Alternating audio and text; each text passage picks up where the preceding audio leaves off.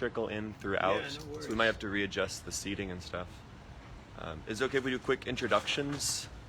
Yes. Do you want to just take it away? Yeah. I could introduce you, but No, it's okay. I mean, it's wonderful to have you here. I don't think you might know a little about Navina Nirada Prabhu. okay. Yeah, Parameshwar sung your glories when we were with you. him. No, I've been really looking forward to meeting you at some point, and so Okay. really happy to have you here. Thank you. Well, I'm happy to be back here after 7 years, and so time flies when you're having fun, and nice to see all the developments and how things are flourishing. It's a whole new crew, as usual. Every couple of years, it's supposed to be that way.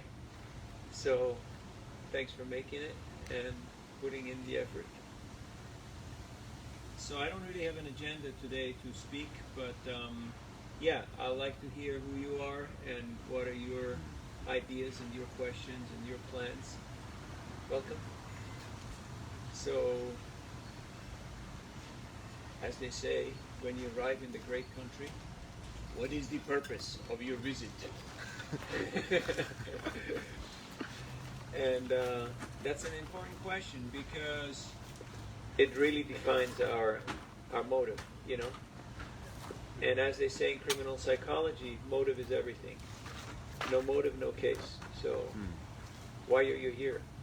I mean, this is an extracurricular class. It's not a requirement. And so why am I here? I feel obligated to many of my mentors who have put in decades of sacrifice to make this place happen, and to Prabhupada, who brought Krishna consciousness to America and felt indebted to the Americans because they brought it to the world with the help of few Europeans and Australians. So that's why I'm here. So I'm just here to meet old friends. Thanks for showing up. Otherwise I had to go back there out into the woods looking for you. And see a few new faces and hear what your ideas are and what your questions might be. So I came out on Friday. I saw the new Plaza of the Americas. I saw the spot, and it's fantastic. So I see the plans for a new building, and there's a lot of opportunities. It's a big, bright future. The question is, what is your plan, man? So my plan is to be here with you for an hour, and then I'm going to hit the road because I got some other things lined up, and I'm sure you do too. So we'll start from... Yes. My name's Brihat. Everyone here knows me. But as far as what I'm doing here, what I plan to do, I'm kind of stuck here. I was just talking with Navina Nirada Prabhu about this. But my dream is to develop the book distribution at Krishna House and create a program. And this is inspired by Kalakanta Prabhu, is to create a program for young men and hopefully young women to travel and distribute books, see other countries, and really grow in their Krishna consciousness through the fire of Sankirtan. So Nice. I feel very, very grateful to have you here. Although he cut me off, I will say quickly, Navina Nirada Prabhu has had much experience in book distribution, served as a minister of book distribution as well. Isn't that right, Prabhu? Okay. Yeah, so great authority on this subject. So any questions you have on this theme, this is a great time for them. So I had to throw in a little thing. But yeah, that's me. Thanks for asking. Yeah, if you wonder who this guy is, so I'm from Zurich, Switzerland, or nearby. A small town, industrial town of 100,000. And got introduced to Krishna consciousness in my boarding school in the Swiss Alps, and dropped out in 9th grade and joined the Hare Krishna movement. And that was in 84, so you do the math. And so, yeah, Hare Krishna. You joined in 9th grade? Huh? You joined in 9th grade? Yeah. Yeah, like full-time moved into the temple? Yeah. Wow, that's pretty cool. I mean, some they go to Gurukul, some they're born in Krishna consciousness. So, I'm late, I rather had done it earlier, but that's how long it took. it happens, as they say, atato brahma jigyasa. Now is the time to inquire about the nature of the soul, the self. So when is now? Now is now. Whenever now may mean. So it's now. So it's not mañana. It's not next year, or decade, or when the virus is gone, because people have been sick and dying since when? February, March. I'd say since time immemorial. It has Prabhupada, what did he die from? He said he died from death, so it's not really the new scenario. Right now it may be a little bit more visible. So yeah, I've been through here and I've seen different stages of the development, and it's always exciting to see, because there's a lot of young minds who are not yet jaded and have given up on life and on themselves. So it's good. And it's not a typical Hare Krishna temple. So change happens usually on the periphery. That's where the rubber meets the road. That's where you get traction. And that also means you get some grit, you get some friction, which you're all experienced. That's why you've got good gravel here. So you can get some grit, some traction. And that's a good thing, because it means you're actually going somewhere. You're actually making progress. So you're not here to just become part of the furniture, because you got ideas, plans, dreams, aspirations, hopefully. Or hopefully after this talk, you'll have some of them. So, yeah. I'm happy to see all of you, and I'm excited to hear what your plans are. So thanks for sharing your plans, your ideas. There's a great scope, there's a great need globally, but especially in North America. And start where you are, and then you expand from there. So thank you Thanks for for asking. that. Hi, I'm Trisha. Trisha. 19.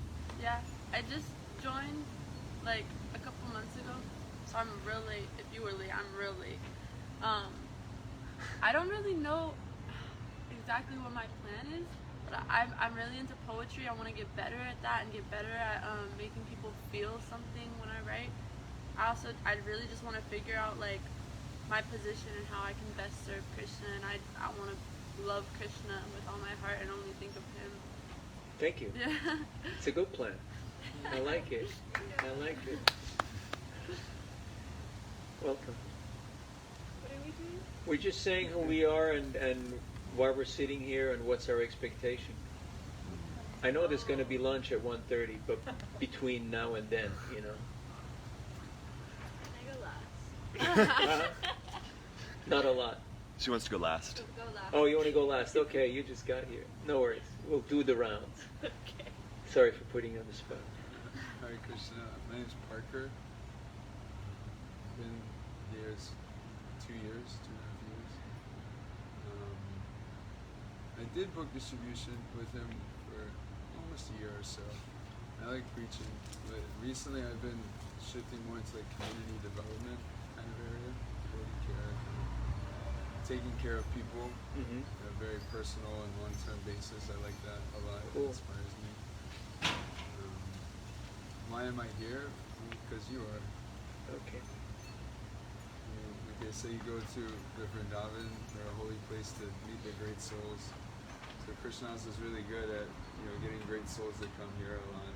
There's a lot of great souls here all the time, so they come to see them, and so I just try to hear from very Krishna conscious people whenever I can. Thank you for spending the time to be here. Thanks for having me. Yeah. Anything that can help me help others be Krishna conscious. Okay. Good.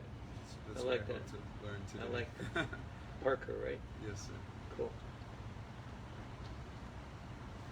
My name is Amrita. So I thought this is very timely because I have some plans in work that involve book distribution starting in January. Hopefully, just this COVID situation is really putting a so yeah, I have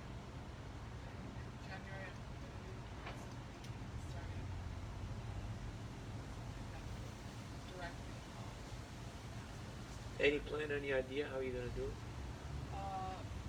I've talked to like other devotees, but I thought this was very timely because I made this decision and then I saw that this seminar was happening, so it's fine. Okay, thank you. Hope we can give you some ideas. My name is Omkar, Omi, everyone called me Omi, and I got to, I know a lot of the devotees, and I got to share recently, shared about Ayurveda, which I'm studying, with the devotees here at Krishna House, and I was really excited when I saw that you'd be speaking here, specifically on Sankirtan, because there's something about the mood of Sankirtan that was very uplifting and almost very uplifting. And actually, the main reason I came was because I felt like my japa was down. And I felt like if I came to hear you speak about Sankirtan, that would help me with my japa. Wow. Something about the mood of Sankirtan is inspiring. That's why. Hare Krishna. Thanks for your honesty.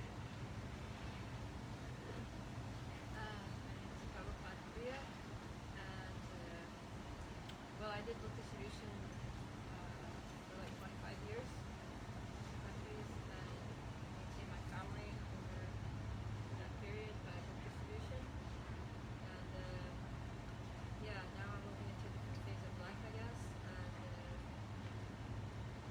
writing books and trying to, I guess,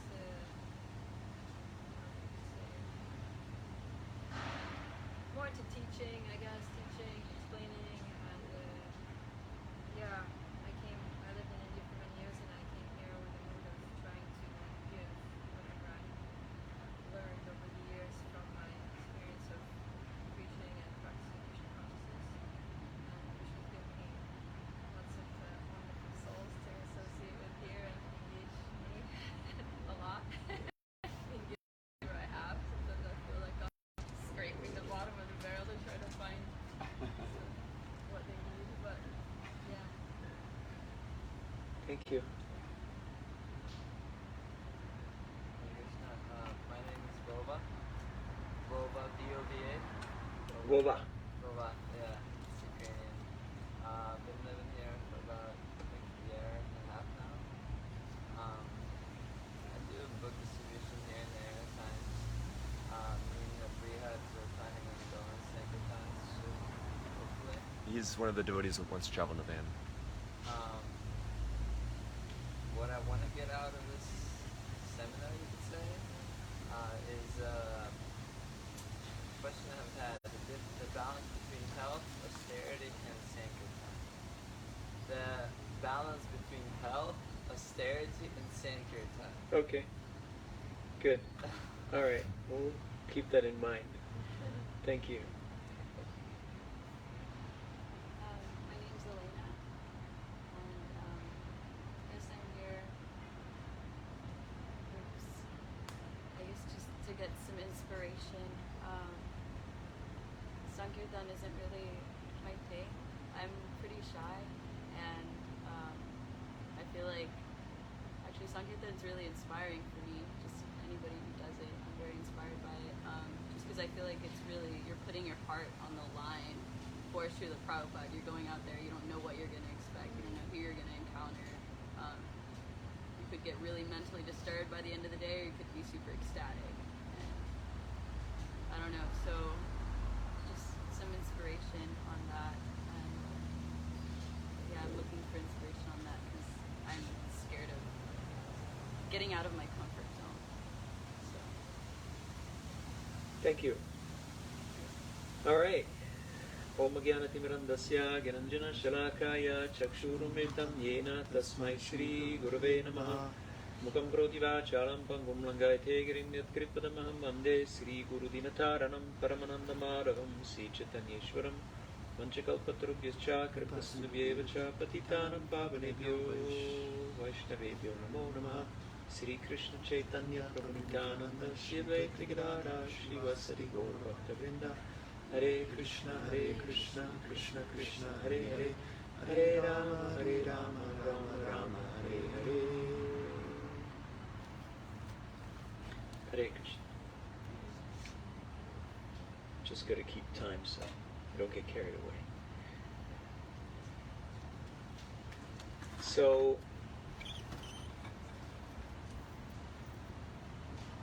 every project, every venture, everything we do in life starts with the first premise, and that is the premise of identity. Who am I? Because whatever our sense of identity is will define our trajectory, will define our course in life. So to ask ourselves and to come to plausible conclusions is foundational. And your foundation is whatever else you do is going to rest upon.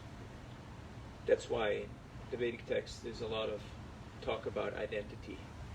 You may have heard of Sambandha, Avideya, Prayojana, the three stages. Sambandha is the foundational knowledge of who am I and who is Krishna and what else is out there going on. And then Avideya, what's the relationship, and Prayojana, what's the goal and how to attain it. So these are the three stages. And right now, if you just do a little mental inventory of who we think we are, and you get a certain idea of what our conditioning is. You know, we may identify with our nation, our gender, our age, our economic status, our grades, our fears and our aspirations. So, which for the most part will relate to our conditional nature, but there's also our constitutional nature, our real identity. There's identity and identification. Identity is who I really am, and identification is what I have accrued in the world of names and who I think I am. So, I'm not going to spend much time on this topic, but when I ask the question in seminars, so how many here are Sankirtan devotee, then usually you get about a third of the people who raise their hand. But that's something to really consider, because if you're chanting Hare Krishna, you are a Sankirtan devotee. It's pretty simple. So it doesn't mean you live in a van or you do 100 books a day or you've been doing it for decades. It simply means I try to develop my relationship with Krishna through the process of Harinam Sankirtan, because that's the Yuga Dharma, that's what Chaitanya Mahaprabhu has given us. Or in other words, it's what works. And whatever works is what should be done. Because all the other stuff may be good for other purposes, like yoga, like jnana, like dhyana, etc. And they're all useful elements, but they will not help us achieve perfection in this day and age. It's only Sankirtan that actually will give us that topmost fruit of love of Godhead, Prema Bhakti. So Mahaprabhu came to give that. That's his contribution. And that's why we're here, and we're trying to make plans on how to expand that from here, because Gainesville is a waterhole. Have you noticed? Like, we're in the great swamp called Florida, and if you would go hunting, you would look for a waterhole, right? So Gainesville is a waterhole. There's 55,000 students on campus, and so wherever there's a waterhole, a lot of animals, a lot of people go through because they want to get water. So if you were to be hunting, you would find a waterhole. So, and you're here because there's this wonderful facility, and at the same time there's a wonderful test lab. You know, like you go to school, you gotta have a test lab where you can actually go out and try out all your ideas. So whatever ideas that you're cooking up in your minds right now, you can just go out and talk to people about it. This is your test lab, you know? All these people who are walking around here and driving around on their Vespas, you know, looking all spiffy and, you know, cool. And that's your test lab. That's all your candidate, your prospects that you can talk to about your ideas. And initially, you know, test lab, it's okay. You're allowed to make mistakes. You try out stuff. Not everything that Prabhupada did worked. I don't know if you read the Lilamrita, but that's one of your homeworks for, not today, but for for the future. You can start with the abridged version, and then there's a 7-volume version. Because sometimes we think the teachers, the saints, they just came down on a swan airplane and they've been perfect, and I've been imperfect forever. So you know, So how do we relate? But in order to make it relatable, the saints, they also show human traits. They also go through their frailties, through their challenges, their obstacles, their setbacks. And to me, honestly speaking, that's more attractive, that's more convincing, and that's more important than if they would come down on a swan airplane and, you know, just buzz people with the magic, you know, with the magic wand. That, you know, that's great for the movies, but in real life, Prabhupada, he tried many things, and not all things worked. In fact, quite a lot of things did not work. And so the process from imperfection to perfection is going through these trial and errors and not giving up faith and not giving up hope and pushing forward. So why am I here sitting having this little talk? Well, I've been doing this for 38 years now, and I've failed forward fast. I have pretty much made every mistake you can make. Those who are in the book and also those who are not in the book. So, and that gives me a little bit of leverage because I know how things can go off track and I know how to bring it back on track. And that's important. So the first thing is sense of identity. So ask yourself, who am I and what are my desires? Because sometimes it's not really clear. When something is not really clear, some people like to talk about it, others like to write it down, others need to go walk in the woods and just, you know, think about it and, you know, do some soul searching or do all of it, you know, and come to a more refined, concise idea. And then write it up. And then you'll see a few years later, you just laugh about it. You think like, wow, that was funny. That was interesting. And you see how life and time changes you and how you progress. And that's good. It's the progression of life. So for me, Sankirtan is the school of life. Don't let school get in the way of your education. Sankirtan is the real school. Whatever you need to learn, it is actually included in this process. It's a complete process. You learn everything. Doesn't mean you don't have to do your homework and you don't have to do the other things that are important in life, but it means that in this process of Sankirtan, everything is contained. It's a complete process. So, which brings us to the second point of desire. What are my desires? And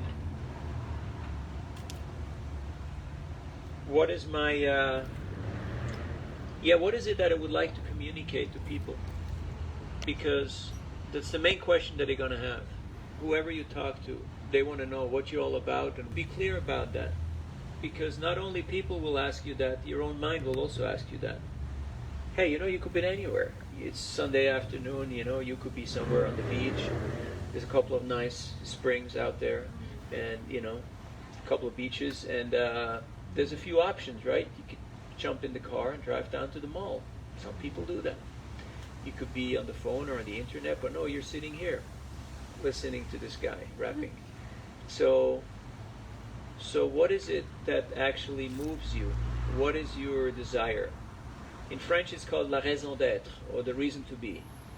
What's your sense of purpose? And that is what drives you. That's your engine. If you don't have an engine, you're going to paddle with a pitchfork.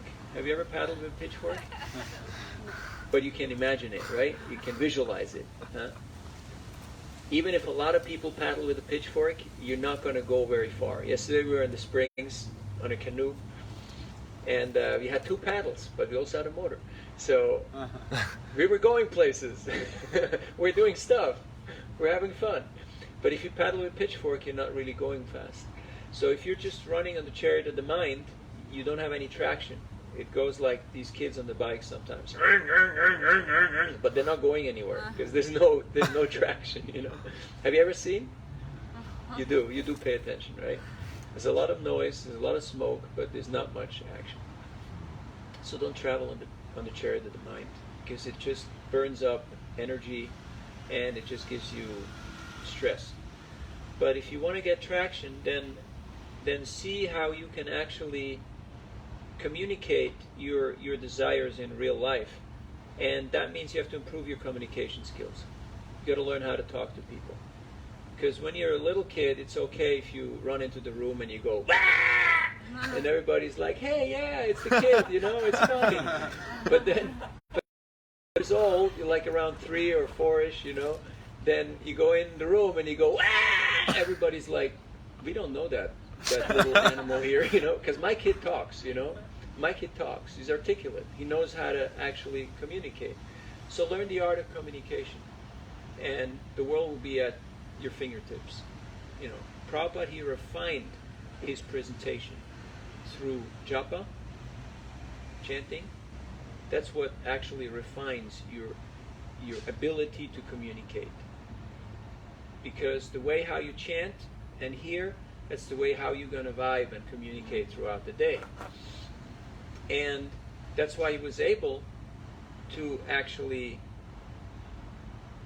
give this distilled essence of the Vedic texts in such a succinct format of his books, because he was very deep in his japa, in his spiritual practice. So if you're not satisfied by the way your poetry, your rap, your communication, your interactions with people are, work on your japa.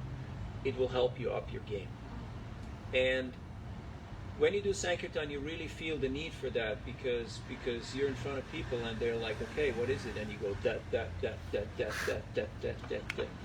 and they're like, yeah, okay, what is it, Oftentimes you got one chance and one chance only, and then they're gone. Okay, there's 55,000 of them, so, nothing lost. This is the next person.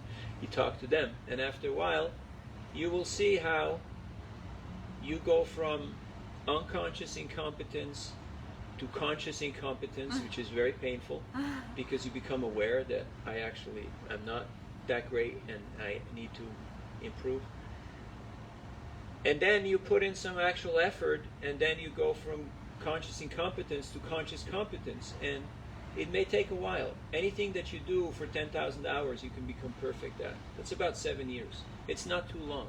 If you want to become a doctor or a medic or anything of, some speciality, how many years you going to study to get to fully licensed? And About 7. Yeah. That's about what it takes. So, are you ready to invest a little time and energy? If not, then just dabble in stuff and have fun. But you will stay on the superficial level. You will just be on the outskirts. You will not really go in depth. If you want to go in depth, you have to put a little bit more effort than actually penetrate a topic. So, what is it that you would like to communicate to people in one word or less? And we'll start again over on this side. Because people got to go to an exam. Word or less. People got to go to an exam, and they want to know in one word or less, what is your message? Krishna is all there is. Okay, Krishna. Prema. Dharma. Shelter. Kindness. But Nourishment. Love. Krishna's love. Yeah, love, finally. Yeah, somebody said it, That's all good stuff. You can work with that. So build your presentation on that one thing, It's like in martial arts. It's not about the dress, the screams, the moves. It's about finding that one weak point and just hitting it. And you punch it 3 times and the guy falls over. That's all it takes. So if you want to have success in life, don't do the or the Just find your point of entry and focus. You need focus. Have you ever taken a magnifying glass and taken the rays of the sun and burned a hole in a piece of paper? Have you ever done that? If not, you had a miserable childhood. So your homework is find a magnifying glass, do yourself a favor, put it on a piece of paper. We used to do it with other things, but I'm not going to talk about it. Okay? So that shows that if you take something as seemingly common as sunlight and you magnify it on one point, it creates fire. It creates huge impact. Right now you may feel like, hey, I don't have impact, I can hardly reach myself.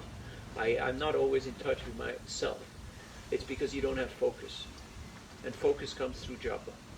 That's how you get focus. That's how you recalibrate, If things are out of sync, You ever seen a picture that was a bit hazy?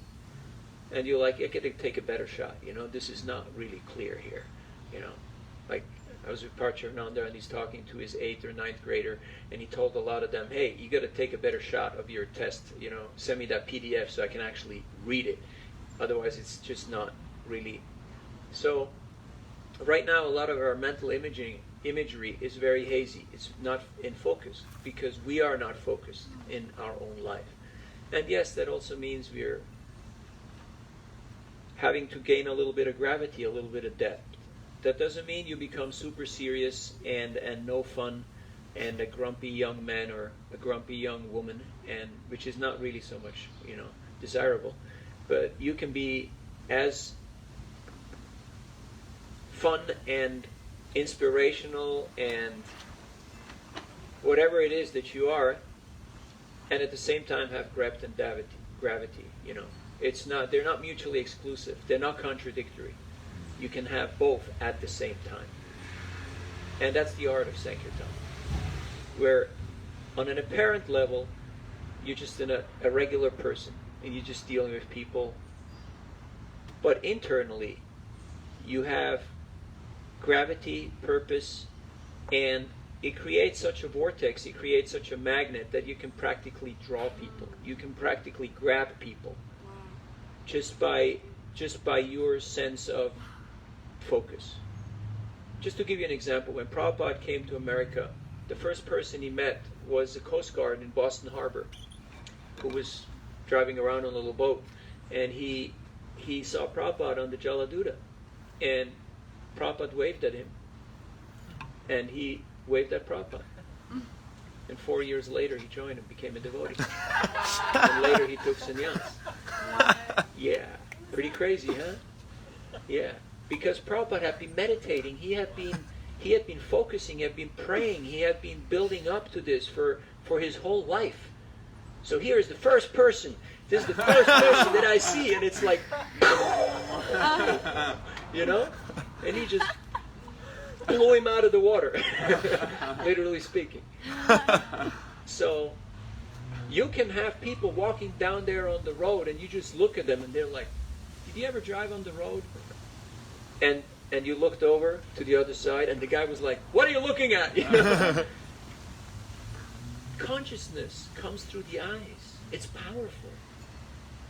So, if people ask you, "My dear sir, my dear lady, what are you doing out here?" You can say, "I'm working on my glands." Okay, I'm working on my glands, because if you have a Krishna conscious glance, you can actually capture people's attention.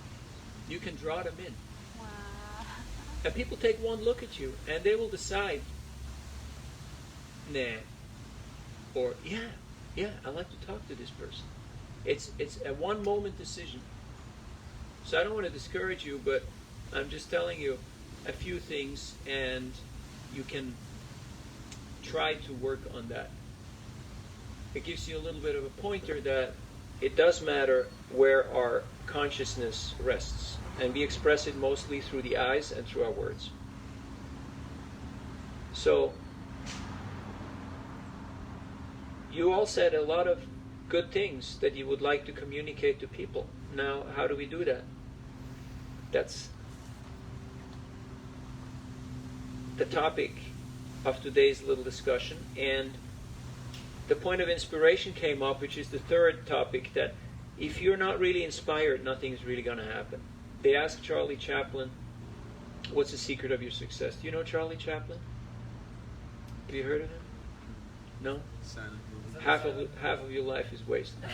He's like one of the greatest comedians that ever existed. Started out with silent movie, then they had subtitles and music, and later on there was, so he was like the man.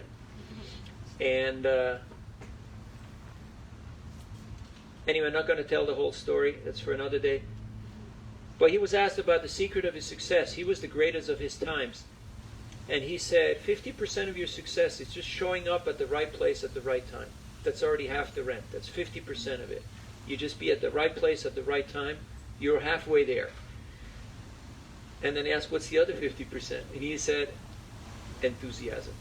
Enthusiasm comes from the Latin word entheos.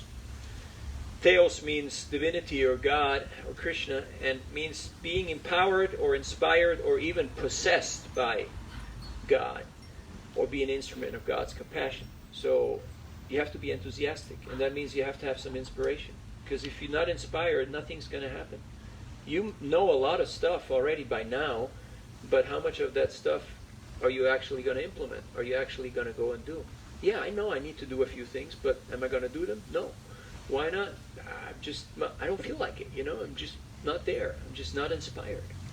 So inspiration comes when we associate with people who have that drive, that realization. So association is a very important topic. So you find people who know something about this, and you just pick their brain. You just hang out with them. You just ask them. So I'm fortunate because I grew up in an era, and I associated with a lot of the stalwarts, and I could watch and listen and take note and try stuff out. And a lot didn't work, so I had to modify, I had to tweak it. It's like if you get, I don't know how many of you are into computers, but most of the programming stuff initially doesn't work. You have to tweak it. You have to kind of adapt it. You have to play with it to make it actually work. So in a similar way, you can't just copy other people. You can get inspiration from them, but people immediately sense if you are a copycat or you're actually original. And authenticity means to stand in your own truth. You can write that down.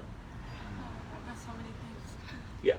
Or you can just watch it later on and write it down. And to remember means to write it down. Unless you got photographic memory and you just take pictures and you store it in your mental Rolodex. But otherwise you just, go through life, and it's, sometimes less and sometimes more entertaining. But if you actually want to remember things, do yourself a favor and write things down. And then you can work on those things. So be clear about your sense of identity, about your sense of purpose, and then what's your message? What do you want to communicate? And then to be consistently inspired, it comes from inspirational sadhana. You actually got to get up in the morning, take that bath, put on fresh clothes, chant Hare Krishna, read a few of those good verses, and then you feel like, hey, yeah, I like this stuff. I would like to give this to others. How hard is it for you to give something to others that you believe in and that you enjoy and that you feel is tasty? Is it difficult? Natural. It becomes natural, right? Whatever it is, whether it be food or music or a book or an idea or a lifestyle, if you truly enjoy and believe in something, it becomes very natural to communicate that to others. So your first and foremost job is to convince the toughest person in the universe. That's yourself, truly. And that's an ongoing job. That's not, hey, I bought into it, a few decades ago or a few months ago, or I'm a devotee. No, I have to convince first and foremost myself. And then to convince the world is easy. It's easy, right? It's not difficult. But to convince yourself is sometimes hard, because we may have a few issues, objections, excuses, diversions, digressions. So inspirational sadhana comes in, and that comes back to self-discipline. You got to have a routine. You can't be all over the place. Whatever you do, whether it be studies, academia, sports, philosophy, Sankirtan, medicine, you just got to be consistent. And most people overestimate what they can do in a day or in a year, and they completely underestimate what they can do in 10 years. So it takes 1 year to grow rice, it takes 10 years to grow coconuts, and it takes 100 years to grow people. So depending on which business, which trade you're in, you may have to expand your timeline and your vision to something a little larger. Some people, they just want to have instant success. And that's why sugar is so popular. because it hits the spot and you feel like, yeah, I got the buzz and I'm there. But if you want to have a sustainable experience, then you have to build up. And that means you have to see the bigger picture. But right now you're doing the most important thing. You're investing in yourself, which is wonderful. And you're in the right place. That's a matter just of doing the right thing consistently and not getting sidetracked. Like what happens when I'm not here? What happens when I'm in a different zip code? What happens when I'm in a different environment? Am I still focused? Am I still on track? Am I still pursuing my higher aspirations? Or am I easily swayed and influenced by my environment and by the people that I'm with and take on their traits? Have you ever been with friends and you all of a sudden started talking the way they were talking and started repeating ideas that they had put in your head? And you went like, hey, that wasn't me. That was not my stuff. Somebody put that in my head. Have you ever witnessed that? It's so be mindful of your association. And now that everything's virtual, be mindful the way you consume. You know, there's so much fake news, there's so much propaganda, there's so much distractive and destructive type of energies and sound vibrations. So be more conscientious. It's like when you do lab stuff, you know, you don't put everything in your mouth. You know, we're doing an experiment here. We're not gonna. So doing Sankirtan actually is not difficult. Like you see Chaitanya Charitamrita, Lord Chaitanya and his associates, they chant and dance, they feast, and sometimes they also discuss philosophy. But they're mostly having a good time. So it's pretty natural. It's not like very strenuous. So for me, when I go out, I just want to relate with people. I like people, and I'm a talker, as you may have noticed. So I just want to find out what they're about. So the most powerful, the most compelling punctuation mark in any language is a question mark. If you learn how to use the question mark, you can go where you want and you can do what you want to do in life. So, question mark, how does it look like? It's curved, yes. It looks like, yeah, it's like a hook, right? Hey, thanks for showing up. What's your name? Steven. Steven, okay. So, if you learn the art of asking the right questions, everything goes easy. So become a master asker. Have you ever watched people fishing? Have you seen? Yeah? Did you see that big toolbox that they had with them? Did you see how many varieties of hooks that they had in there? Colors, shapes, you know? I mean, I can't even describe it. It's unlimited.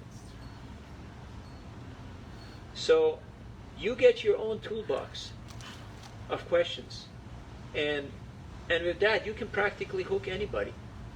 Just to give you some simple examples, you walk around the campus. One simple question to ask that will stop everybody on their tracks is, do you go here? And they will say either yes or no, or I don't know, or why do you ask? But they have to respond. And that involves them in a conversation. You can go up to people and you ask the obvious, you know? Like, I was in Moscow airport and I had one Ishopanishad left. And I wanted to distribute it before flying out.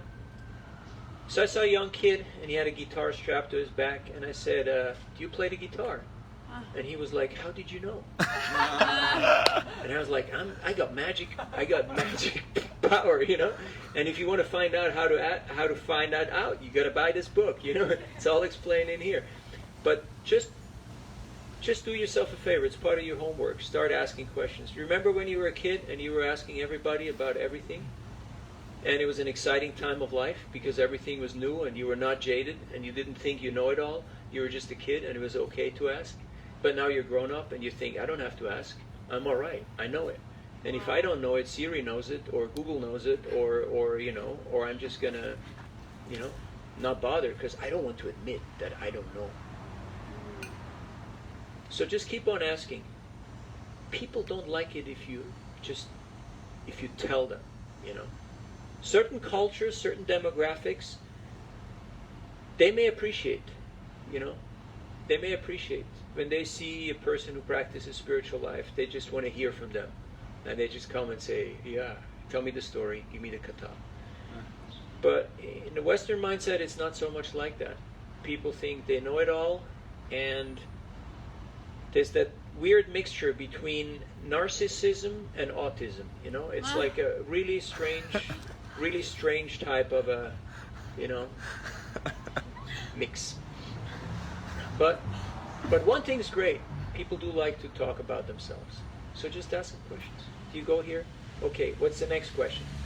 You have somebody on campus. Do you go here? Yes. What's your follow-up question? Omi. What do you go here for? No, 4, that's already like, what's your major? Right. Yeah. Okay. Then they say, you know, mechanical engineering. What's your follow-up question? How'd you get into that? Okay, that's a good question. Because it forces the person to actually start telling about themselves, right? And do people like to talk about themselves?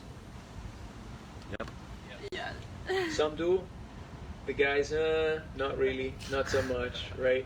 But if you keep it civil, you know, don't expect too much. Like, don't expect big stories. But if you just get them to stop and to pay attention, you're halfway there. You're halfway there. You just got to get people's attention. That's all there is. So, there's a million questions that you can ask, and you can read about them in the book that I'm just about to publish. This is a commercial, little intermission here, you know. So, or you can take the free online course on book distribution that's available, that you can take on Udemy. You may have seen. Have you heard of Udemy? No. Udemy. It's an online platform, and there's a lot of free courses on there. Also, how to learn harmonium, mridanga, whatnot. And there's a course on book distribution there. How do you spell it? Udemy. Udemy.com. It's like an online learning platform. And if you want to put a course on there, voila, there's your platform. So, learn how to ask the right questions. And then, you don't take it too far, otherwise people are like, why are you asking me all this stuff? You know, like, what's the point? But it's just to capture people's attention. And then, you have to make a bridge and you have to introduce the book. So people, when they meet you, they got 3 questions. Who are you? What's your book? And what's in it for me?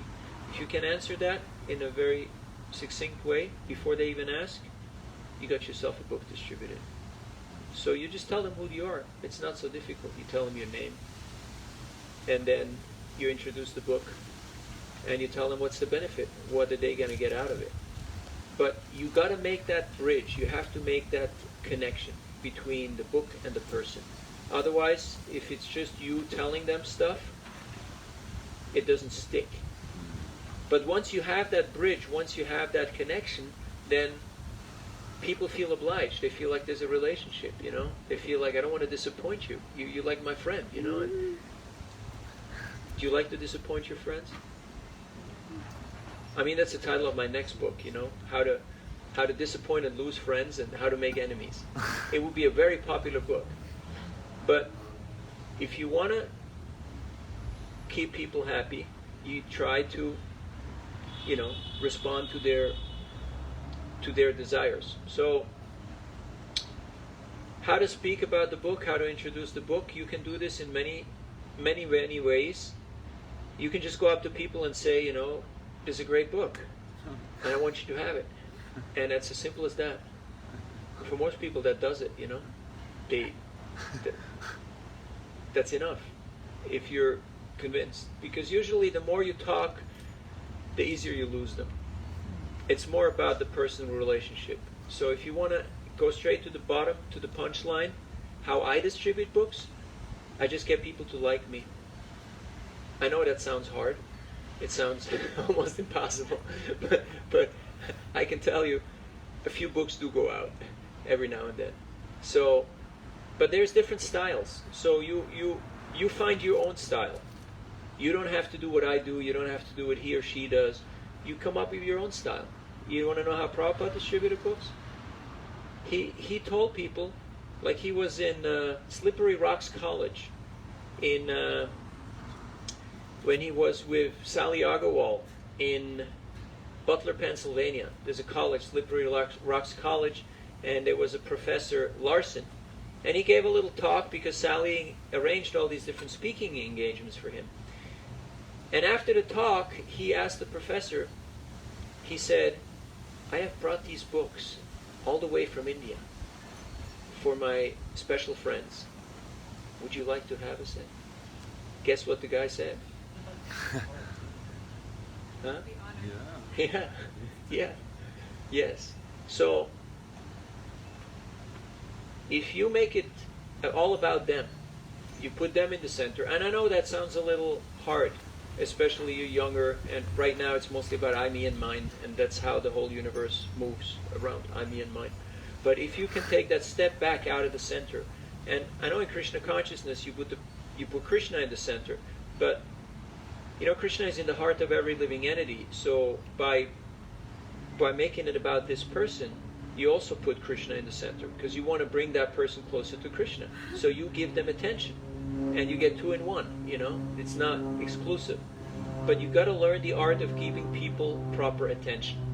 And that doesn't mean you scream or you yell at them or you jump at them or, you know, you startle them or you choke them. But it means you learn the art of communication. And that's a whole build-up, a whole process, but a lot of it has to do with communication. First of all, you got to look at people. You know, if I look somewhere else and I keep talking there, then people can walk by here and they think like he's just talking to, you know, to his phone or to his friend or to somebody else. So when you look at somebody, when you want to talk to somebody, you have to actually look at them and project your voice. Otherwise, people are just, you're not going to be audible. And I've seen a lot of book distributors, and that's like where you lose a lot of people. It's when you're not audible and you're not really making that connection. So I know it takes effort. It takes actually effort. Like you're on the phone, and it takes effort, right? To actually hear people and understand them and acknowledge them and appreciate them. But then you can actually get something done. But it's a conscious effort. So that the sooner you learn that, the more success you will have in your venture. If you're just kind of, okay, the books are over there. If you like, pick one up. If not, it's okay. Not many books will get distributed. So, comes back to focus. So learn to work with your questions, and then after I ask the people what are they majoring in, basically there's two categories. There's sciences and humanities, as you may have noticed. And so then I always ask people, are you more intellectual or more spiritual? And you'd be surprised at what kind of answers you get, you know. It really intrigues people. It really gets people to, you know, and you say things that are kind of out of the ordinary. And then it just puts them off track, you know. And it bypasses the mind. It sidesteps the mind. And they actually start connecting on the level of the heart. And then you actually have a relationship, you know. It's heart to heart. It's like you're dealing with humans. It's not just the proud college kid or the people who are completely in their own. But that means I have to have confidence to lower my guard of defense. There's two main fears why I keep three now with COVID, but the two main fears are sense of fear of fear of identity and fear of rejection. You know, that's the two main fears. But if you're clear about who you are, and you know that nobody can reject you because they don't even know you, so how can they reject you? And even if a person says no, thank you, or I'm not interested, you don't take it personal, because let's face it, there's 8 billion people out there on the planet, and the majority of them will never know that you existed. Is that a problem? Can you live with that? Is it okay? All right? So once that's out of the way, then one person says no, or, or maybe later, or I don't really agree. It's not the end of the world. So you get over it, It's like fear of public speaking. You just have to practice, and after a while you realize it's not really so difficult. So these are some reflections, and we have time for a couple more questions. How to introduce the book is really easy. Different books, you can say different things, or you can just say a standard line like books on yoga meditation. Teaches you how to get free from stress. Have you heard of stress before? And then you connect the book to the person, and then once that's done, you ask them to make a contribution. We don't sell these like in stores, but we accept donations, and people will be happy to contribute. And then there's a follow-up part. You don't just give them a book and run, but you try to invite them to a program. If they're really nice, you try to take their contact and follow up with them. So in this way, it's a full circle. And amazing things can happen. Amazing things can happen. I went door to door in Switzerland in '85, many moons ago, and I was in a posh neighborhood, and big houses, big dogs, big fences, and big egos. It was really hard, and I was young and foolish. So one lady took 2 books, and she said my nephew had been to India, and I said, really? Can you give me his number? And people weren't so crazy like nowadays, so she just gave me his contact. And I called him, and he came to the temple with his friend, and they had both long hairs and red eyes. They were totally stoned. and they just smoked some pot. And he said, yeah, I've been to India, and I know it all, but I appreciate you invited us. So I gave him the grand tour of the temple, and I showed him the books. And I was just very enthusiastic. I was like the little Boy Scout kid selling raffle tickets. I was like on a mission. So I just showed them the Bhagavatam, and they said, yeah, we take it. And they just put the money down and backed it up and left. And I'm like, I wanted to explain to you. No, it's okay. We're buying it. We're going.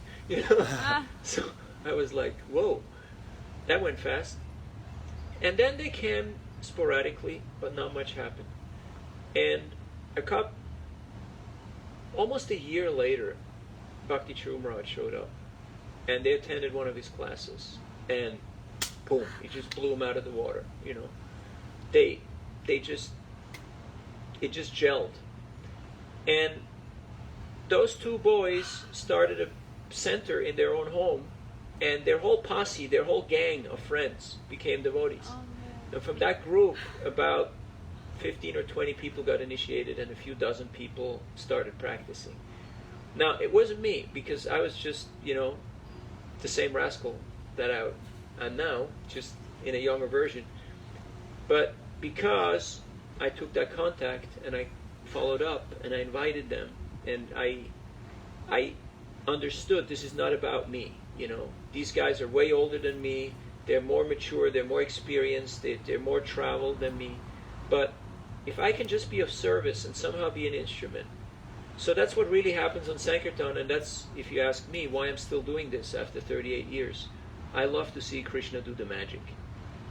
I just love to see how he messes with people's minds. Because sometimes they walk down the street, and you say, hey, and I can see clearly in his mind, the mind says, no, no, no. And Krishna says, yes, yes, yes. And the mind says, no, no, no. And Krishna says, yes, yes, yes. And guess who wins? Right? Krishna. Yeah. And he's like, whoop, I gotta go talk to this guy now. Why? I don't know, but I gotta go talk to this guy now. And you see this like hundreds of times a day, how this internal battle is going on. And you can even witness it in your own lives, if you're not too full of yourself, but you actually take a step back and you become the observer rather than the object that's being observed. And that's what the Gita teaches us. So that's why it's important that you actually open that book. It's not just to put on the shelf and it looks cool and, hey, I got a Gita. But you actually read that stuff and you apply it in life. Then you see this is actually This world does not work by mechanics. This world works by mantra. If you learn how to use spiritual sound energy, and I tell them this, like this book is how to have better communication and how to achieve your goals and your purpose in life, how to have impact. Guess what? People start paying attention if you talk like that. But if you ask them, do you believe in God? Are you religious? Do you want to become a Hindu? Do you want to shave up your hair? They say, get off my planet, But you got to learn how to put it in a way that people can actually appreciate it. And it's not so difficult. It's not so difficult. So it takes a little bit of enthusiasm, but Krishna is there in the heart of every living entity, and Krishna is responsive. So when you actually have a desire, have you ever noticed how Krishna is responsive? How he actually responded to your desire? Have you noticed? Oh yeah. Say yes, Yes. please. Yes. Yes. Thank you. So, in a similar way, if you want something to happen, Krishna will empower you to actually make it happen, for the most part. And that's really beautiful to see how Krishna does that, and how you can team up with Krishna, and how you can be an instrument of his compassion, and how you can influence so many people by giving them Prabhupada's books. And it's really a great thing, because people want to make a difference. I don't know about you, but I would like to make a difference. And that's why I'm traveling the world, and that's why I'm, doing all the stuff that I do, because I want to have impact. I want to make a difference. But I can only do that if I allow Krishna to have impact on myself. Because unless I'm connected to the center, unless I'm actually connected to that source, to the gravity, I will just be another random moving object. And if two random moving objects meet in outer space, not much happens, It's just like, at worst there's collision, but usually it's nondescript. Yes? Yeah, there's a question online that I Yes. think is relevant. Please. Because there are some devotees here who've never distributed books, and Jack's question is, what if our nature restricts us from approaching people in the first place? Well, then you stand at the book table, and you'll be surprised how many people will come and approach you. I mean, you can still pretend to be busy and not engage with them, You can just put a book in front of you, or you can just stare in your phone. Did you ever go into a store and the girl at the counter was busy with her phone? And you're like, hello? I'm the guy who pays your salary. I got money here, I want to buy something. And they were like, get lost. I mean, they may not say that, but that's the message. So if you're not comfortable in approaching people, then you stand at a book table or at a water hole, and people will start approaching you. You'd be surprised. People just come and say, what is that? What are you wearing there? Yesterday I went swimming with Brahmatirtha Prabhu in a public pool, and he wore this t-shirt that said, I love Kirtan, and he had a drum on it, And there was one lady, elderly lady, and she said, what is Kirtan? And turns out, she been working for UF, in the South American studies, and she had been eating Krishna lunch for decades, and she really likes the devotees, and so just because he was wearing this shirt, so he made the message, and her conclusion at the end was, your message is being heard, okay? So thank you for continuing to do that, Wow. So you may not think it matters, but everything matters. So before going out on the street, look into the mirror and ask yourself, would I like to meet this person?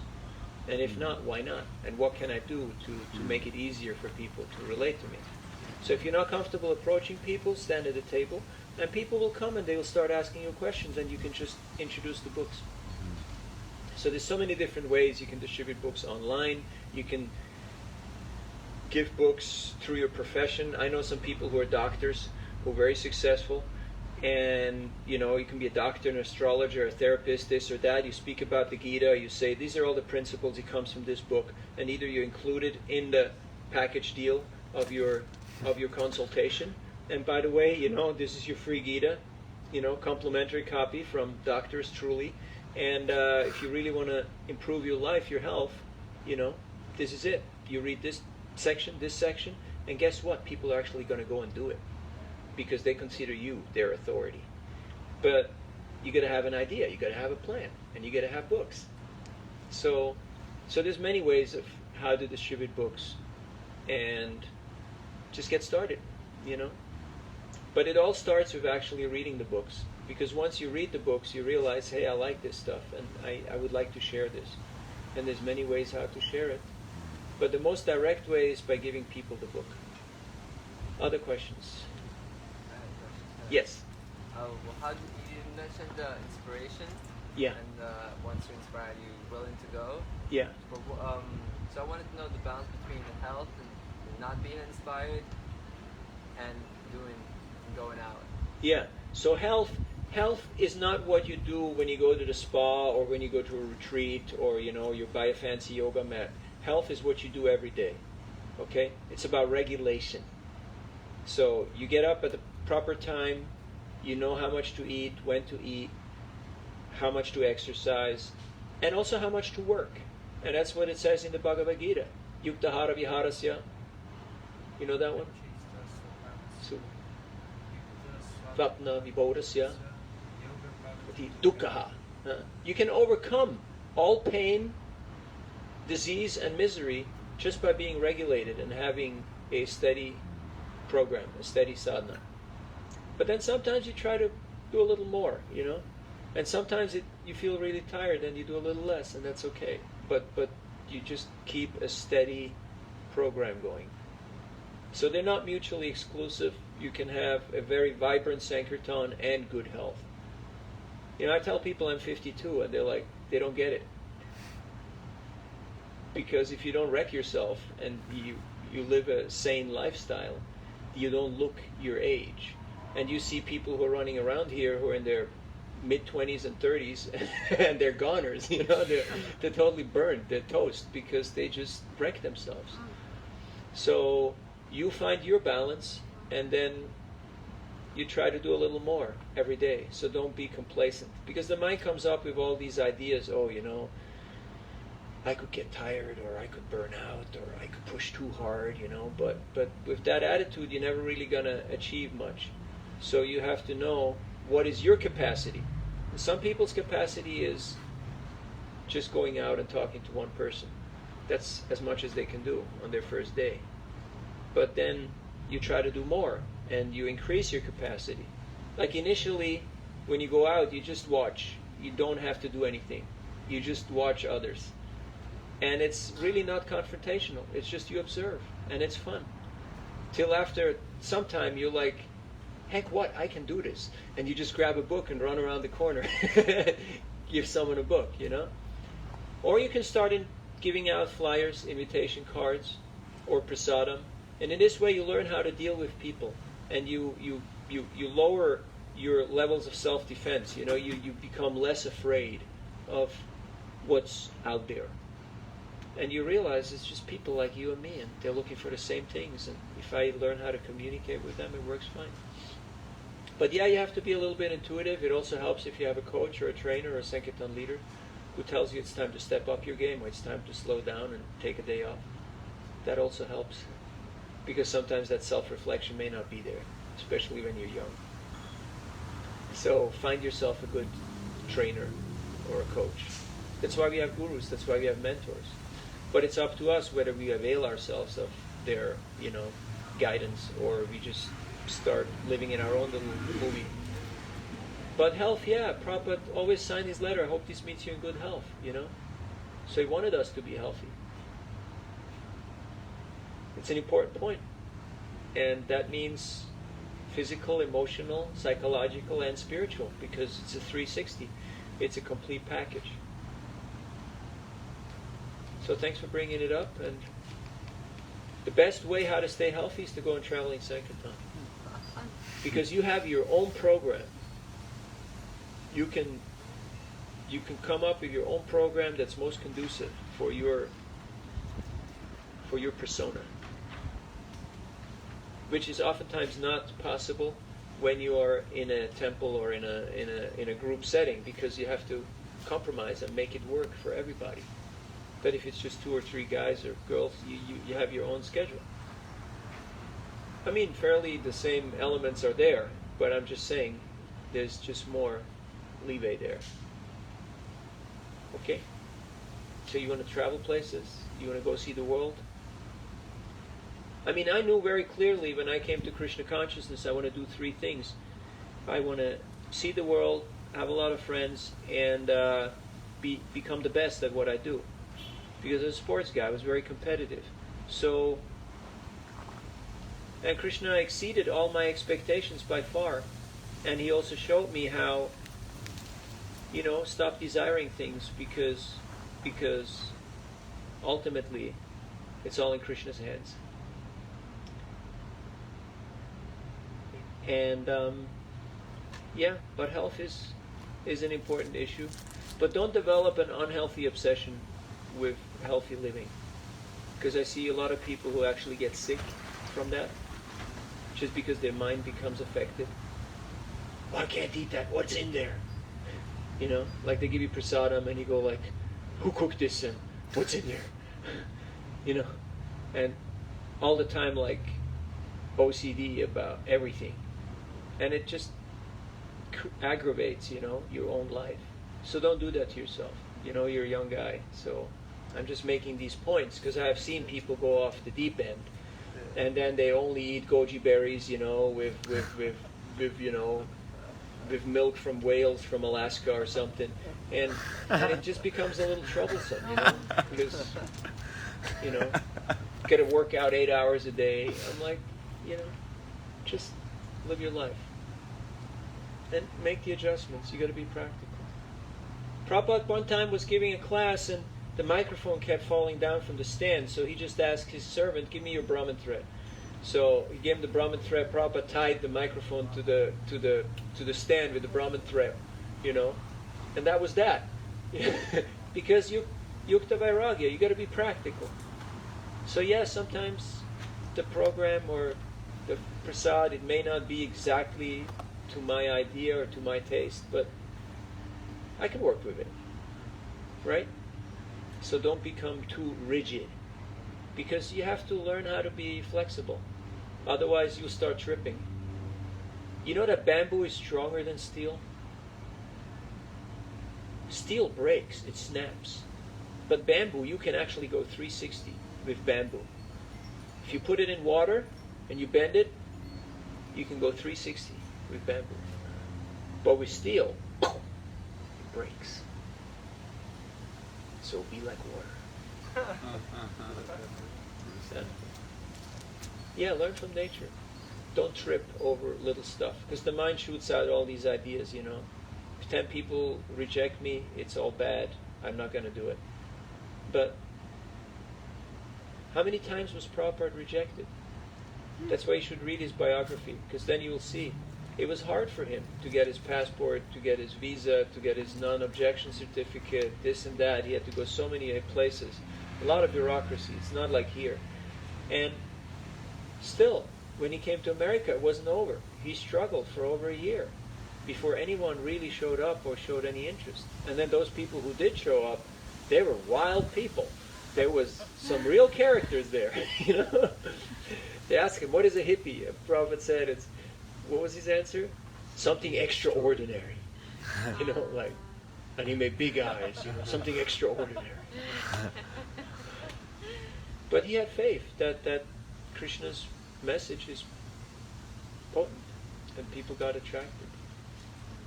And he was focused on the goal, but he was not rigid on the method to get there.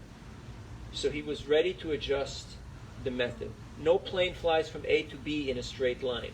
They all have some course corrections. That course correction comes in place through different types of assessment. So you have self-assessment, you have peer assessment, you get assessed by superiors, teachers, mentors, guides, and you get assessed by the public. People will say, lose the lumberjack shirt, I know it's warm. I'm not picking on you, I'm just making an example. But with the monk dress, it just you know, it's a little too wild, you know, it just doesn't really. Some people won't mind, they won't care, but people who have some sense of aesthetics, they may find it objectionable. One time I was distributing books outside a mall in Australia, and it was a young couple, and I had a polo shirt that was a little too large, so I buttoned it up all the way to the top. And they looked at me, and the girl said, "This is not very comfortable. You got to open that button." And I could have said, "Look, I'm a monk, you know, get out of my face. Just take this book, leave me alone." And I opened the button, and they started smiling, and they took the book. So you have to be ready to take on a little bit of feedback. So your success in life depends to your ability to take on feedback and implement it. You can write that down. Don't get a tattoo, but write it down. Okay? So, and successful people like Peter Burwash, who is a tennis coach and a motivational speaker and also a devotee, the first question he asks people at the interview, once it's clear that he's going to hire them in his organization, is, "How would you like your feedback?" Because oftentimes you get feedback, but then the person fights back, and it becomes Fight Club. You know, it's just so people are not. So why would Krishna tell you all these things if you're not ready to listen to him? I talked to Bhakti Prabhu, Brahmatirtha Prabhu's wife, yesterday, and her advice. Last advice that she gave me was, make sure that you know these old phones, these old telephones where you have to dial, make sure your receiver is on the hook, because otherwise you won't hear it ring, you know. So if you want to get a message from Krishna, you have to make sure that your receiver is actually there on the hook, which means don't be too busy with your own mental noise and all the trash that goes on in your head. Otherwise you can't hear what is it that Krishna wants to tell me.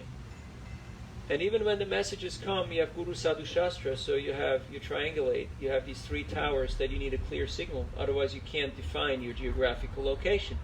So you make sure it's in line with Guru, Sadhu, and Shastra. And then you can actually move in a progressive way in life. But if you want to accomplish anything, you got to be able to take feedback and to implement it. That means it has to be measurable. It's not whatever, as they say in California, but it has to be actually measurable. So, introspect. And if you're not too good at that, then ask somebody else to give you their honest feedback. And even you may not like that person, but even if people sometimes come and they criticize or they offend, but you can always extract one grain of truth. Have you noticed? When people say stuff about ourselves, there's always one grain of truth in there. And if you just go for that, that's really valuable, you know? That's a really great piece of advice. So, that's just something that came to my mind. We have a couple of more minutes, and then we... Does anyone else have a question? Omkar, and then you. I just wanted to appreciate how you talked about focus as a prerequisite for success. Yes. And you gave the example of Srila Prabhupada coming on the boat and waving at someone. And so I really like how you emphasize how focus is important. Yes. I feel like I needed to hear that. Yeah, otherwise it's like you go out into the dark and you use a shotgun, you know, and you fire it off and you think like you're going to catch something. It's not the way how it works. Especially in this day and age, people are very driven and you have to have focus. You have to really know what your purpose is and be able to communicate it. Yes? So we're inspired from hearing this talk, and we might want to go distribute books now, but our mind will come up with so many excuses. So what do we say to our mind? How do we respond when our mind gives us a reason to not go out? Yes, very good point. So you tell your mind, I'm not going to go distribute books. I'm going to go to eat Krishna lunch. Do you like Krishna lunch? Yes, okay. All right, so you walk over there. You know there's that little kirtan thing going on with the book table next to it and Adikarta Prabhu moving around. So I'm just going to go watch him. And I'm just going to, you know, pretend like I'm his, you know, nephew or niece, and, you know, just pretend like you're not there. And in your mind, you just take note. Okay, he's doing this, he's saying that, he's doing this, he's doing that. That's what you do when you're an intern. You go around and you just study. You case out the whole joint. You just study whatever everybody else is doing. If you want to be a CEO, you got to know operations from delivery all the way up to the top. So you have to actually observe. So you just go there and you observe what an experienced book distributor is doing, how he talks with people, how he questions, what's the dialogue like, how does he give him the book. So if you're new to this, you find yourself an experienced distributor and you just hang around with them for a few hours or for a few days or for as long as they tolerate you. And you just try to extract as much as you can from them. And then you can just nonchalantly stand at the book table, and believe it or not, somebody will come up to you and say, "Hey, what you got?" And then you're like, da da da da da da da da da da. Take it. No, then you ask them, "Have you seen these before?" If you're at the book table, you just say, "Have you seen these before?" And some will say yes, and some will say no. And either way, it's great. And then you say, "Well, which ones did you see before?" "Okay. Did you read it? Did you like it?" "Okay, so this is your next book." Boom. And it's natural. But it takes a little bit of experience. So experience comes from practice. And practice means you're going to make mistakes. But that's part of life. So don't be anxious. Just like Brahma. Brahma wanted to create the universe. And he performed tapasya. There's a little bit of austerity involved. He meditated. He focused. He chanted his mantra. And then Krishna appeared. And he shook his hand. And he said, "Thank you." Can you imagine? Krishna shows up, shakes your hand, says, "Thank you." It's pretty cool, isn't it? Krishna came and he shook Brahma's hand.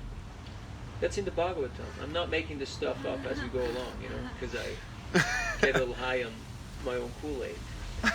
And then he said something very beautiful. He said, "Don't get anxious and don't get depressed. Whatever it is that you're praying for has already been granted so many times." Oh, man. And that's an amazing shloka. That's an amazing verse. You take that verse, you frame it, and whenever you feel a little out of focus or disconnected or discouraged, think, Brahma. He has to recreate the whole universe. And he doesn't know. He's forgotten. Seemingly forgotten it all, even though his whole body is pure intelligence.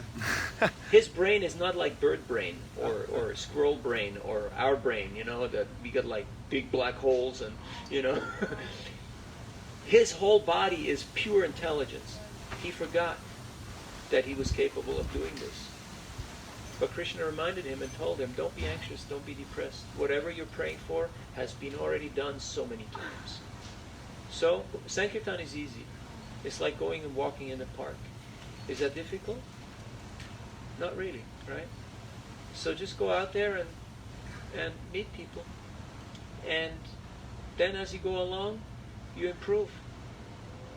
And there is so many varieties of opportunities and ways and places, but you got a great place right here. So just start. And it starts with seeing the opportunity. See the opportunity. So your homework for this week is you all carry 1 or 2 small books with you wherever you go, okay? And then whenever you meet a person, you just go, "Hi." And if they go, and look the other way, let them go, okay? Because when you go fruit picking, you don't pick the unripe fruits, you pick the ripe fruits. Wow. So whoever smiles at you and goes like, "Yeah, do you have something for me?" Then you don't tell them, "Yeah, I'm great. Do you like me?" No, you say, "Hey, look, this is for you. Because we're passing these out today for all the nice people. And I think you qualify." And even if they say no or yes, they start to smile. So if you get people to smile 3 times, they'll take your book. Wow. So just learn the art of saying things that people can agree to and that they actually like. It's not too hard. Thanks for being out here. Show some appreciation and people will open up to you. And what else? Yes. I just wanted to say thank you, Hare Krishna, Prabhu. I didn't have a question. I just really, really love the point about external magnitude and internal gravity. Because, that's such a beautiful combination if you can capture somebody and, draw them in, and then you can hold them there and really, make them feel something, and then give them a book and send them on their way. That's how it's done. Yeah, that's the magic. It's amazing. But you don't have them forever. You have them for a short period of time. So Krishna has them. you have to learn how to give them the best experience and then stabilize them upon re-entry, put them back on the road, and they feel like good about the whole exchange. It's not hit and run, We're not moving some product here and making a buck. We're not trying to just sell stuff. We're really trying to get people to feel that they want to come back. We want them to meet us again. So that's really the objective. Gravity.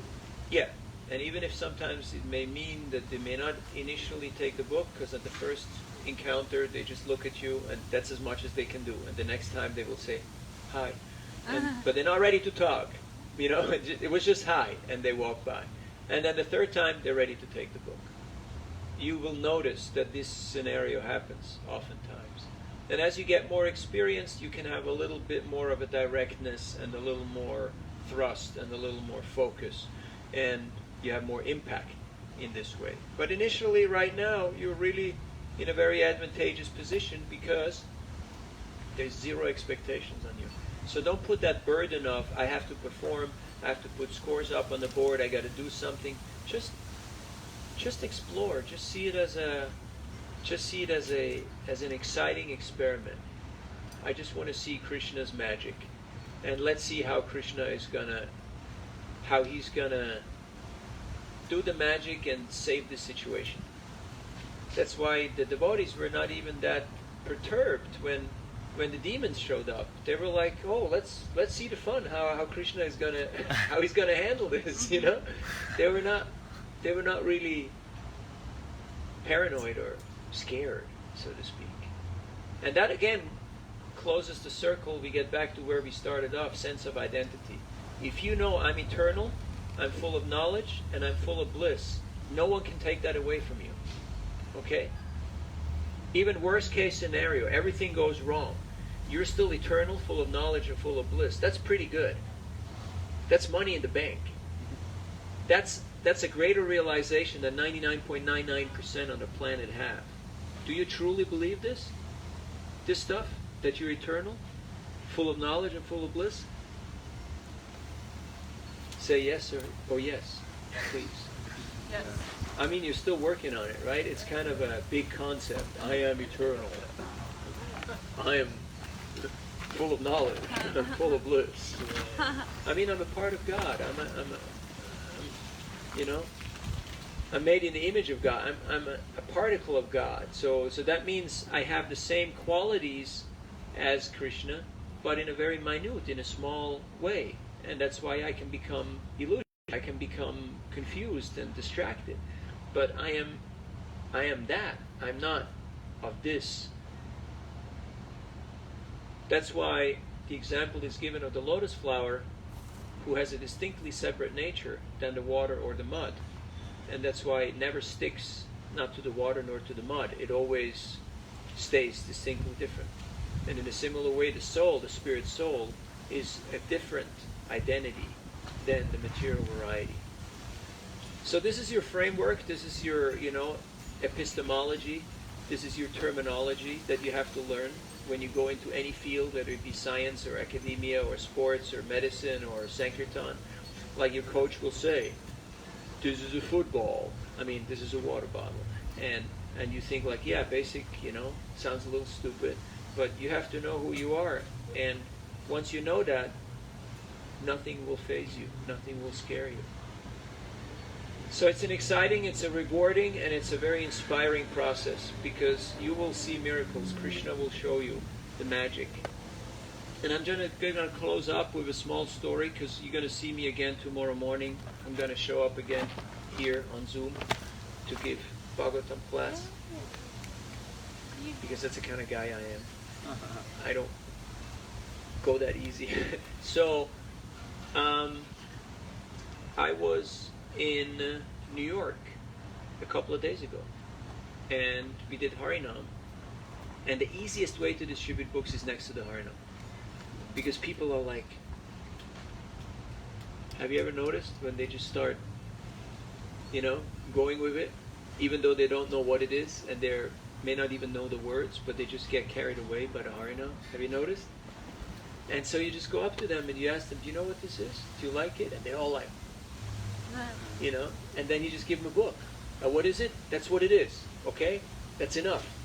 The Harinam does all the talking. You can save yourself all the big explanations. You just hand them the book.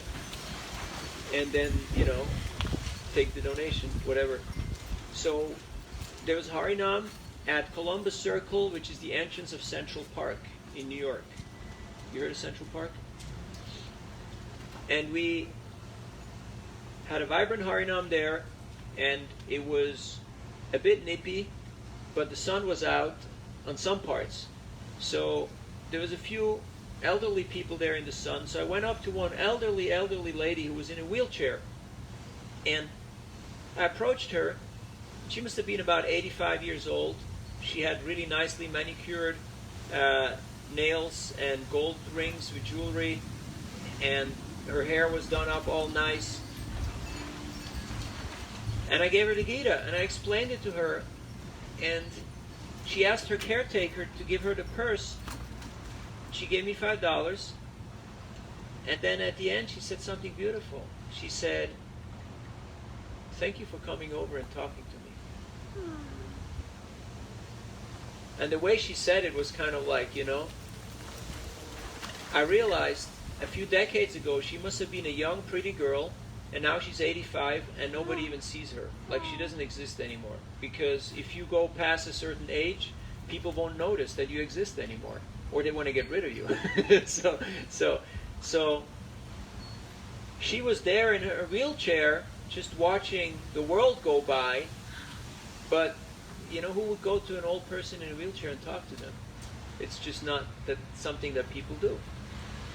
But I took my time, and she really appreciated the book and the exchange. And so you have a lot of experiences like that where Krishna just says, it was worth it coming out here. It was worth it to go out and just meet this one person, you know. Because the message is being heard. People are learning to appreciate Krishna consciousness. And it takes several positive encounters before it really accumulates and they accrue that, you know, that till they actually take action. Very few are just in on the first go.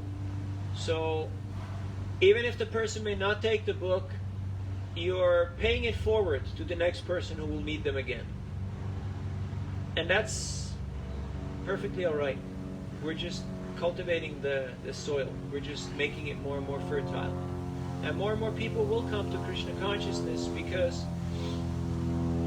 it's the Yuga Dharma. It's what works. And Chaitanya Mahaprabhu already predicted that. And you can read Chaitanya Charitamrita for that. But before that, you know, read the Gita, read the Bhagavatam, get an idea of what's going on out there. There's a lot of amazing stories. There's a lot of amazing teachings. And you will see how people actually respond to this. And that's quite exciting. I went to the same farmer's market in Santa Cruz, and there was an old man there, and on his cash box there's a big Hanuman, you know. And we just talk about Krishna consciousness and Dharma, and I bring him new books, and we talk about doing our duty without being attached to the result. And he's sitting out there selling his rocket salad, his arugula, and all the other fancy herbs that he's got. But, you know, it's high-end stuff, so not so many people come to his stall. But he's okay, he's chill. He just sits there and does his duty. And we have a great time. And when I walk back, okay, I'm going to leave you with this. This is my last story. Or somebody can find out if lunch is ready. Because I do want to take lunch with me. I met one young man, and I mean middle-aged, youngish, almost my age, with his daughter, and he was walking back to his car. So I was just making conversation. You know, how do you make conversation? Okay, I'm Nick, I'm from Switzerland, you know, like, where are you from? And he's like, Switzerland? I've been to Switzerland. I said, really? Where? So he said, name of the town. It was my hometown. And I asked, what did you do there? He said, I was a translator for a bank. Which bank? It was the bank of my parents. They didn't own it. They banked there. So I knew everything about the guy. Then he said, okay, we had a nice chat. We arrived at his car. He got in. I gave him the book. Ready. Are they packing? You want a box to go? Yeah. or 2. Uh-huh. Yeah, as many as I can carry. And then he took a book, he gave me a donation, he gave me some fruit, some raspberries, which I found was a really nice gesture. And then just before I left, he said something really interesting. He said, "Aren't you a..." And I said, "Yeah, I'm a Hare Krishna." You know, I was in pant and shirt. So, and he said, "You know what, there's something interesting I want to tell you. When I was in Switzerland, I went to this music festival, an open air festival, like these camping festivals for 3 days where people camp out. He went there with his friends. And after the first night, his friends split. And the tent was gone, his clothes was gone, his sleeping bag, his money, his ID, everything was gone. So he was just there by himself. Oh my God. Friends, right? So that's what you have friends for. And then he said, then I went to the Hare Krishna camp. And they gave me food, they gave me a place to stay, they gave me a sleeping bag, and they looked after me. So for him, the Krishnas are cool. So whatever you do has impact. Don't think that the person will immediately respond. It may take some time for them to actually warm up or to show up or to get active in devotional service. But Prabhupada believed in the potency of the process, and he planted seeds. Is a farmer insecure when he goes and he's sowing seeds? He's tilling the land and then he puts the seeds in. Is he unsure, like, is this going to give a crop or not? Have you ever seen farmers think like that? No. Why not? They have faith. They have trust in the process. They trust the natural order that you put a seed in the ground, it's going to work. Believe me. So in a similar way, right now for you it's a bit of a new territory because you haven't seen too many people show up. But the more you get experience and the more you learn and you talk to people who have worked in the field, then the more you will actually see that people do become affected and their hearts become changed through this process of Sankirtan. And they will show you appreciation in different ways. But we cannot make our conviction just based upon how much reciprocation we get. Because some days people will say, "You're great," and other times people say, "You're terrible," and they will say all kinds of things, you know. But you can't take that personal because you are doing a service and you're trying to help people. So if you're in the service industry, get used to the idea that most people don't really pay that much attention. And some people will say something nice and some people no. So don't make your happiness dependent on other people's reciprocation. Otherwise you get utterly frustrated. Thank you for showing up and for your great audience participation. And take this current situation as a blessing that you have a little more time for your homework and to do your test lab, to do your experiment on how you would like to communicate your message. And we'll talk a little bit more tomorrow about how to communicate a message and how to actually have impact on people. But always remember, the first and foremost person that you have to have impact with is yourselves truly. And if you miss that one, nothing else really matters. Which means nobody cares how many companies you own, how many millions are in the bank, how many cars are in the shed. All people want to know is, do you have it? Did you bring the goods? That's a funny question I always ask when I have a bunch of youngsters ask them, did you bring the money? And they're like, did you bring the money? You know? Or you have a bunch of friends, you ask them, so who's the smartest amongst you? You know? You can ask questions which actually make them think, or make them laugh. And in this way you capture their attention. So become a master asker, and you'll become irresistible. But when you become blissful in Krishna consciousness, people will walk from far to get what you got. One time, and this is the last story, guaranteed, we were in Harinam and Santa Monica Promenade in LA, and There's a whole group, about 30 of us, chanting and dancing, and there was an old lady on the other side of the street, and she was looking at us. Like grumpy, kind of. And then she came over and she asked me, "Son, are you taking drugs?" And I said, "No."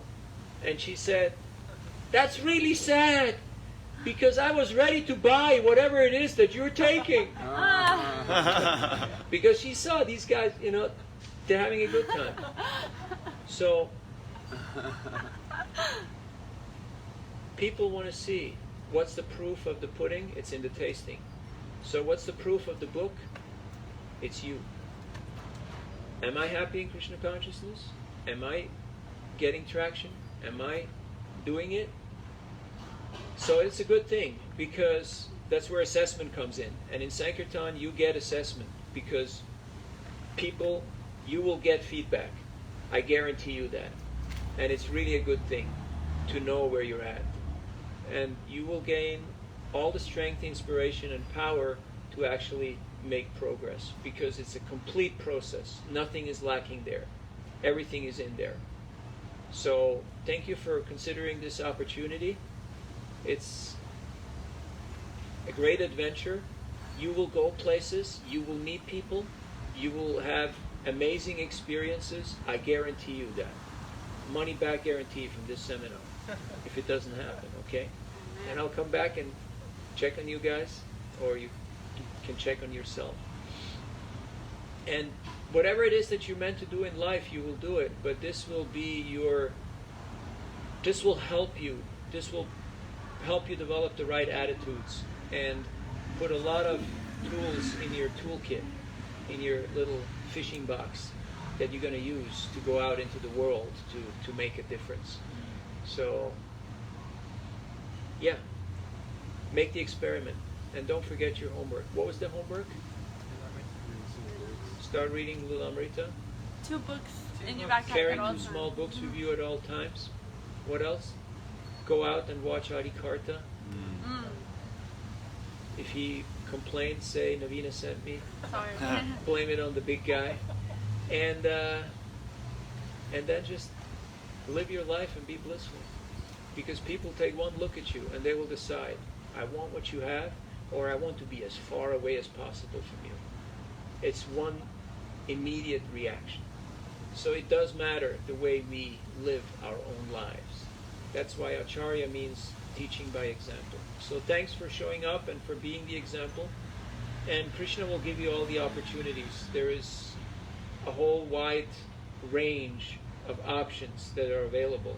But the first step is always take prasadam, then, carry on with whatever it is that you need to do. But have a plan. Prabhupada had a plan. It didn't happen immediately. He met his guru in 22. He got initiated in 33. Then he started writing back to Godhead. Then he started writing Bhagavatam. He went to US in 65. How many years is that after he met his guru? 43 years after. So if you want to do big things, you have to invest in yourself and you have to build up. It doesn't just happen overnight. But Krishna does the magic. Thank you very much. All goes to Srila Prabhupada. Harinam Sankirtan Ki Jai. Jai. Thank you for being here. And count your blessings. Enjoy your time here. It won't last forever, but enjoy it while you can. Right now, there's no pressure on you. You can just see this as another fun experiment in the Krishna lab. And then go out into the world and make a difference. It's badly needed. We need spiritual revolutionaries who want to make a difference, who want to have impact. But don't forget, if I don't have impact on myself, I don't have any leverage. I can't really reach anyone else. So the quality of your japa and the focus of your study of the Bhagavatam and the Gita is what will define your impact. Hare Krishna. Hare Hare Krishna. Thank you. So see you tomorrow online. Thank you. Thank you very much, Prabhu. Thank you. Let's give Prabhu a little applause. Haribo. Wow.